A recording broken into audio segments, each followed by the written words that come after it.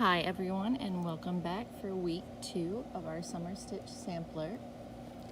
This stitch is the Portcullis Stitch. You've probably already read the instructions, but I did just want to go over it with you.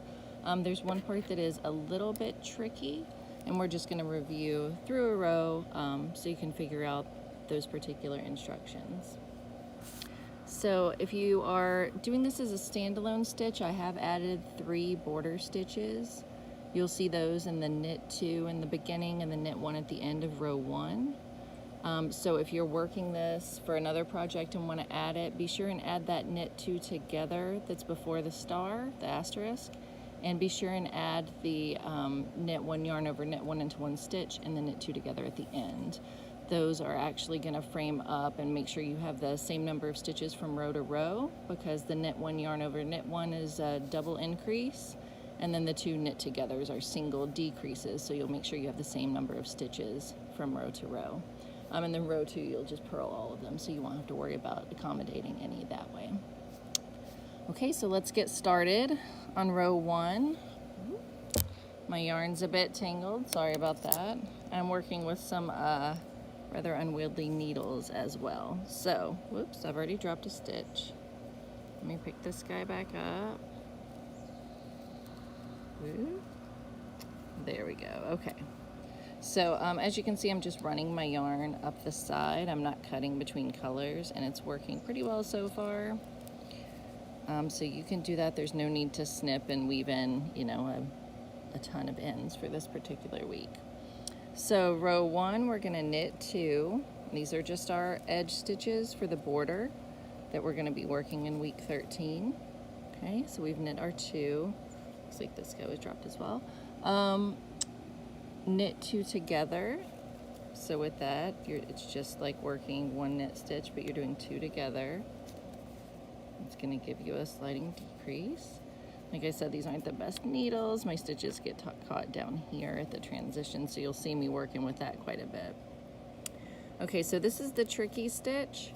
In parentheses, you'll see knit 1, yarn over, knit 1, and then it will say into the same stitch. So what you want to do is you want to knit 1, don't pull this off, yarn over, and then into that same stitch you're going to knit 1 again, and then you can drop it. So we've turned 1 stitch into 3 stitches with this particular stitch.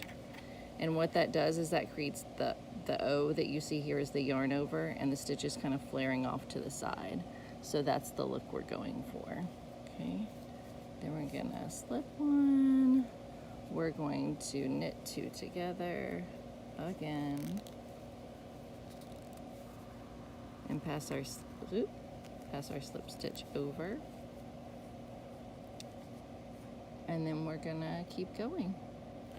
So from this point on, you're gonna knit 1, yarn over, knit 1, slip 1, knit 2 together, and pass your slip stitch over.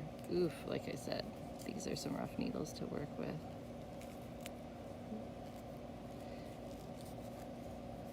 And you'll continue across, and that's how you create this pattern.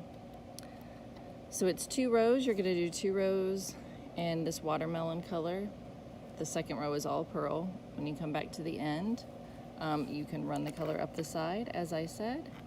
And then you're gonna switch colors for row 1 and 2 and switch to sunshine, which is what this color is. I have started the section with the sunshine color. The directions say to keep alternating and then end with watermelon. If your numbers don't work out that way, it's okay to end in sunshine as well.